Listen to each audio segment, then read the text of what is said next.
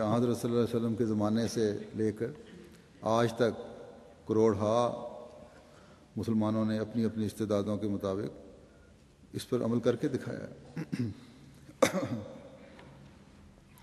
پھر رسولوں پر ایمان ہے،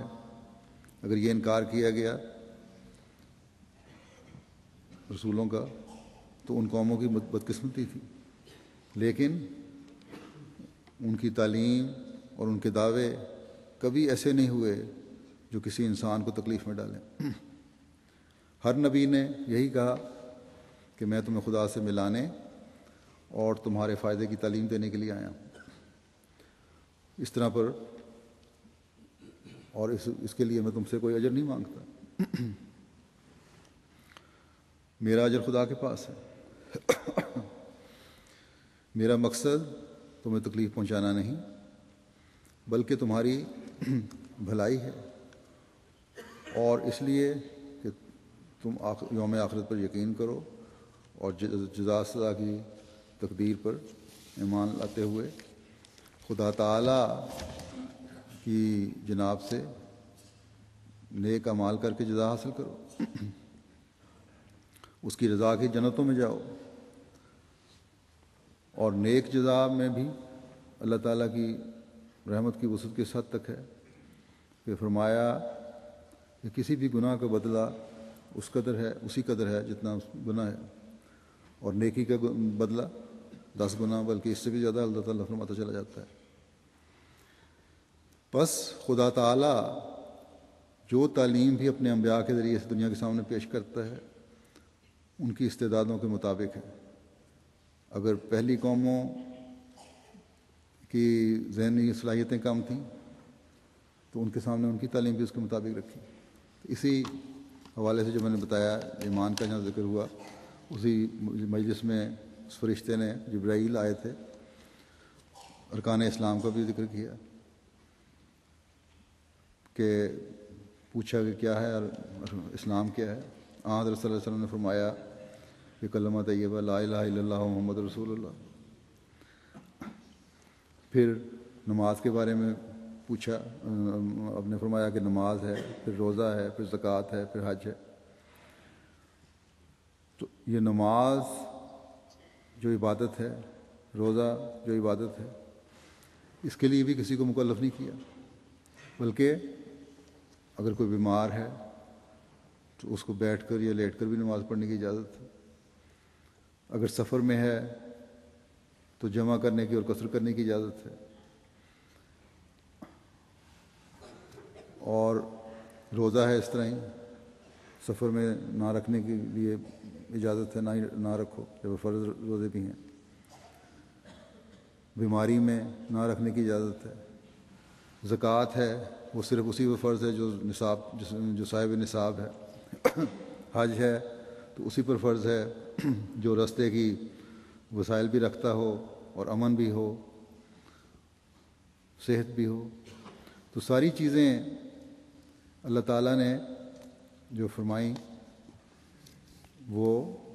انسان کی طاقت کے اندر رہتے ہوئے اس کو حکم ہے اس کے لیے۔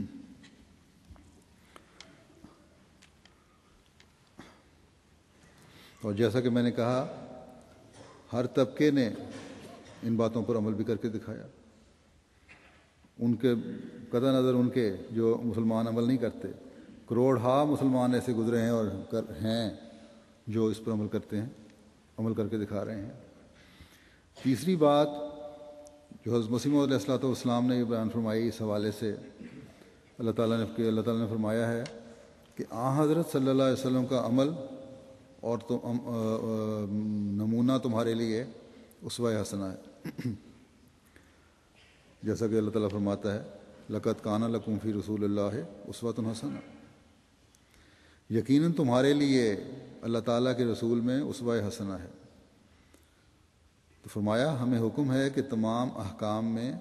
اخلاق میں، عبادات میں حضرت صلی اللہ علیہ وسلم کی پیروی کریں۔ بس اگر ہماری فطرت کو وہ قوتیں نہ دی جاتی جو حضرت صلی اللہ علیہ وسلم کے تمام کمالات کو ذلی طور پر حاصل کر سکتی تو یہ حکم ہمیں ہرگز نہ ہوتا کہ اس بزرگ نبی کی پیروی کرو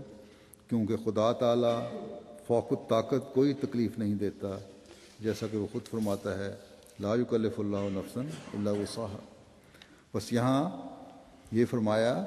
کہ تم اس نبی کی پیروی کرو جس کی وضاحت حضرت مسیح علیہ الصلوۃ والسلام نے اس لفظ سے کی کہ ذلی طور پر، یعنی وہ معیار تو تم حاصل نہیں کر سکتے، لیکن اپنی اپنی استعدادوں کے مطابق ان پر عمل کرنے اور ان کو اختیار کرنے کی ضرورت ہے، اس کے لیے کوشش کرو۔ اور یہ ہر مومن پر فرض ہے، کیونکہ یہ صلاحیت ایک مومن میں اللہ تعالیٰ نے رکھی ہے کہ ان نیکیوں کو بجا لائے جو حضرت صلی اللہ علیہ وسلم نے جن کا اس وقت قائم فرمایا۔ صرف یہ کہنا کہ کیونکہ وہ معیار میں حاصل نہیں کر سکتا اس لیے کوشش کی بھی ضرورت نہیں ہے، یہ انسان کو اللہ تعالیٰ کی طرف سے عائد کردہ فرائض سے آزاد نہیں کر دیتی یہ بات ایک مومن کو۔ اور امت میں نے جیسے کہ کہا ہے کہ کروڑوں لوگوں نے یہ نمونے قائم کرنے کی کوشش کی اور کر کے دکھایا۔ ایک عام مومن بھی اس اسوہ حسنہ کو رسول کریم صلی اللہ علیہ وسلم نے جو قائم فرمایا اپنی استعدادوں کے مطابق قائم کر سکتا ہے، بجا لا سکتا ہے، اس پر عمل کر سکتا ہے۔ پھر چوتھی بات اس حوالے سے یہ ہے کہ گو اللہ تعالیٰ نے حضرت صلی اللہ علیہ وسلم کو تمام انسانیت کے لیے مبعوث فرمایا ہے، اور وہ جو تعلیم لائے اسے قبول کرنے کا ہر ایک کو حکم ہے۔ اور جیسے کہ میں نے بتایا کہ اللہ تعالیٰ اور اس کے رسول صلی اللہ علیہ وسلم پر ایمان لانا ہی نجات کا بھی باعث ہے۔ لیکن اگر کسی پر اتمام حجت نہیں ہوا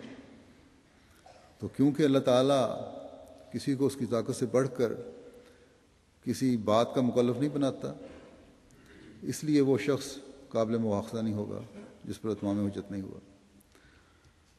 لیکن حضرت مسیح علیہ الصلوۃ والسلام اس بارے میں فرماتے ہیں کہ جس پر خدا تعالیٰ کے نزدیک اتمام حجت ہو چکا ہے وہ قیامت کے دن مواخذہ کے لائق ہوگا،